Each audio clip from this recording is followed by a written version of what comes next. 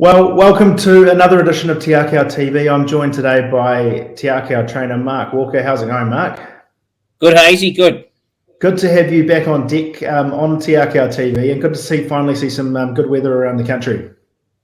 Yeah, the plough's been back in it, matter, and that makes a big difference to preparing the horses. So, no, onwards and upwards.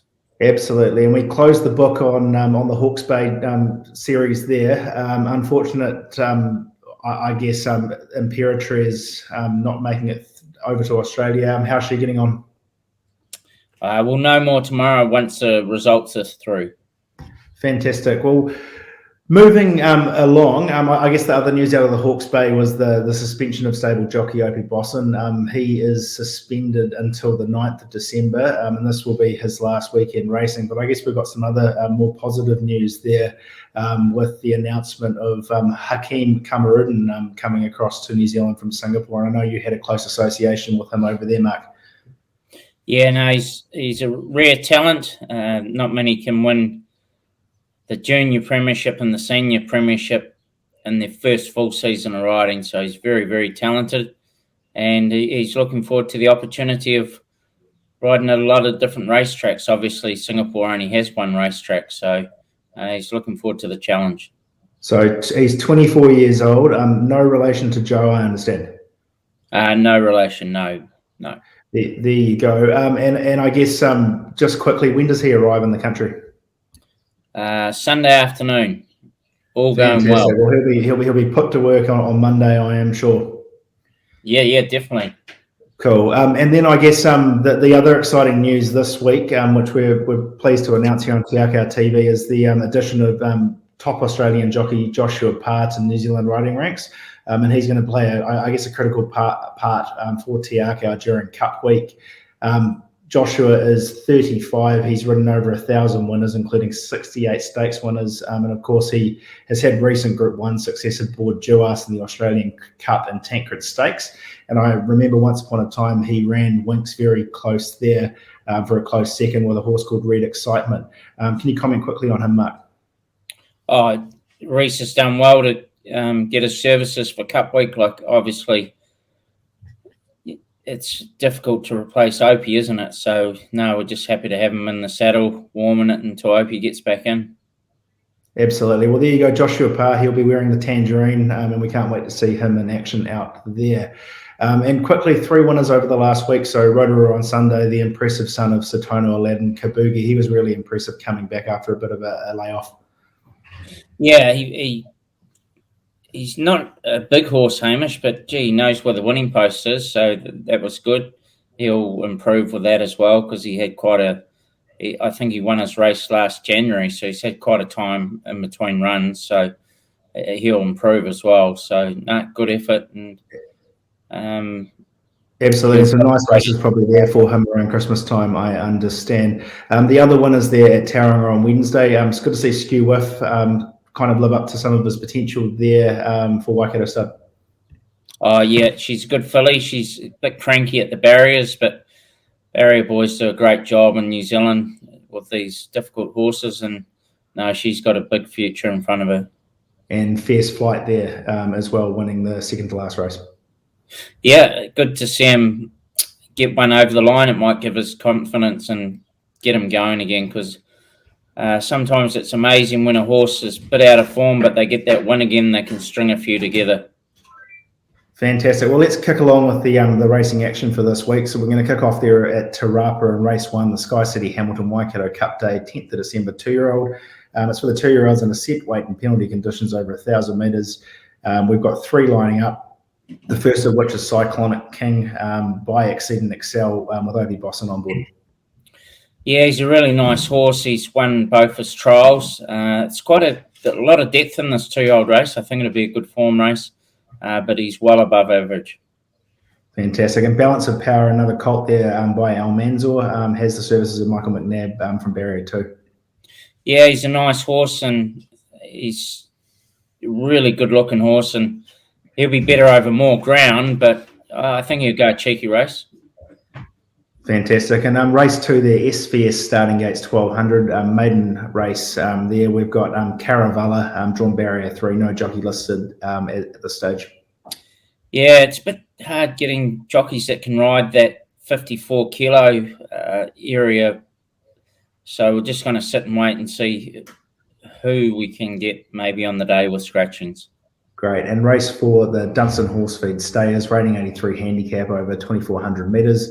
We've got leaderboard there, drawn barrier 5 with Opie Bosson on board.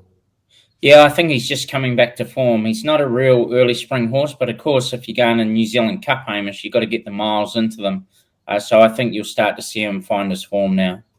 Absolutely. And race 5 there, the Group 3 Superset Soliloquy Stakes. For the 3-year-old fillies over set weight conditions, over 1,400 metres, we have got Romancing the Moon, drawn barrier 3 with Michael McNabb on board. Yeah, good tough filly, and initially we might have thought she was a wick tracker when she ran second at Wanganui in the listed race, but she showed at Matamata on a better track. She had a really good turn of foot. So looking forward to her performance on Saturday. She'll run well. And another one the stable has an opinion of, Stella Splendida, drawn barrier 11 with Opie Bosson on board. Yeah, a little bit of a tricky draw, Hamish, but probably ride a neutral and see her hitting the line strongly. Great. And race 7, the Group 2 James Nanny Sutton Memorial Stakes. For the 3-year-olds that are over set weight conditions over 1,400 metres, we've got Dynastic, who was a bit of a head scratcher there in the Hawke's Bay Guineas last start. Yeah, he was very disappointing at Matamata, but we couldn't find anything wrong. So turn the page, move on, and keep going forward. So he'll have no blinkers on Saturday, and we'll just ride him more patiently and see if he can chase them down. Great. And a horse he worked there with on Tuesday that's on the way up, Wild Knight, drawn barrier 12 with Craig Grills on board. Yeah, you can't be paying them enough to get a good barrier draw, Hamish. You keep on drawing wide, but no, he's going well, but he's going to need luck, and we've just got to go back and ride him neutral, and hopefully there's enough tempo that he can get over top of them. Absolutely. And moving down to race 8, the Sistema Railway at Tarapa, New Year's Day, 1,400. It's an open handicap. We've got 2 horses here that haven't been seen since last season. The joint New Zealand Filly Bloodstock of the Year award winner, Self Obsession there, drawn barrier 3 with Michael McNabb on board. Yeah, really good, tough racehorse. She's just so genuine. Unfortunately, she chipped the knee in the Oaks last year, so she had surgery, but we're happy with her leading into this, but she'll need much more ground to show her best, Hamish. Absolutely. And the Perfect Pink ran a pretty close second to La Creek there last season, and of course was the 1,000 Guineas winner in the spring. Drawn barrier 5 with Craig Grills on board. Yeah, she's coming up really well. 1,400 could be a touch sharp for her as well, but she's just starting to look really good in the coat. So look for both of those mares in that race once we get out over further. Great. And race 9, the Waikato Draft 1,300, rating 75 benchmark. We have got Millie Fiore, drawn barrier 10 with Niranjan Palmer on board. Yeah, she won a very good race at Matamata, but aided by the one barrier, so a little bit of a tricky draw, and so we'll just have to ride her a touch back further and just ride her for a bit of luck, I think. That'll be the best way to attack that race. Fantastic. And we move down to Riccarton Park, which I understand you're heading down there tomorrow, Mark. Yeah, heading down there tomorrow, and Hamish Hunter is doing a great job with Cardia and Olivia down there. They're really going well, so looking forward to the races there on Saturday. Fantastic. Well, we'll kick off there in race 4, the NZB Insurance Pearl Series race. It's for the 2-year-olds over set weight and penalties over 800 metres. We've got last start winner, Rhetorical, drawn barrier 6 with Joe Cameron on board. Yeah, I think we've got one in race 1, Hamish. We've got illicit miss, so she's backing up, and 1,800 will suit her. Should be a good chance. Fantastic. Well, we'll move down to back to the 2-year-old race. Sorry about that. And we'll start off there with Rhetorical. Yeah, last start winner, Joe knows her, so definite chance for sure. Good. And last start winner there at Whanganui, Rubicon Crossing. Pretty tightly built speed filly this, drawn barrier 8 with Lisa Allpress on again. Yeah, a bit of a tricky draw, but Lisa rides Riccarton well, and it's got a ton of gate speed, so she'll be up there at some stage of the race. Great. And Sky on Fire, drawn barrier 5 there with Samantha Wynn on board. Yeah, I was surprised she was beaten at Otaki, but she was only beaten a nose. I think she's the big improver. but there wouldn't be much between all three of them. Fantastic. And race 7, the New Zealand Bloodstock Ready to Run Sales Trainers Series, rating 75, benchmark 1200. We have got Dance Arena drawn barrier 8 with Lisa Allpress on board. Yeah, she's been really going consistently. The better the track is, the better she'll go. I just think she ran third last start, but I think the wetter track tripped her up a little bit. I think she's better on a good surface. Great. An image of you drawn barrier 4 with Joe Cameron on board. Yeah, I think she's a big improver. She ran really well fresh up at Ruakaka. So very interesting runner tomorrow. Great. And all eyes will be on race 8, the Group 3 Water Creek Stakes. Of course, this is a great lead-up race to the 2,000 guineas over the same distance there of 1,600 metres. It's for the 3-year-olds. We've got Cognito drawn barrier 5 with Jason Laking on board.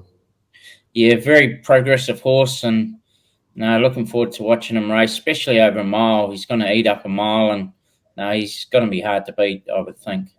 And Melbourne Bay drawn barrier 1 with Lisa Allpress on board.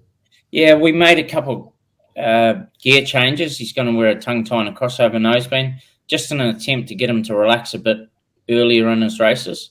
But he's not without a chance, that's for sure. Great. And race 9, the Copeland's Bakery Mile Prelude, open handicap over 1,400. We've got Perfect Scenario, drawn barrier 9. This is probably a recent addition there to the South Island stable. Yeah, he ran a good race in the Matamata Cup, and he looks well placed in this. Just the only query, having to drop back from a mile to 1,400 Hamish, but he's in good form. He looks well. Good as gold. And then race 10, the listed Sotheby's Spring Classic, open handicap over 2,000 metres. Stables had a bit of success in this race in the past. We've got Campionessa, drawn barrier 1 with 55 kilos, and Lisa Allpress on the back. Looks pretty well placed in that race, Mark. Yeah, very well placed, especially from the ace draw, and she's racing in great form. So if we could get some black type, it adds to her value as well. And another horse who's been impressive during her time down south, Belle of the Ball, drawn barrier 13 with Joe Cameron on board.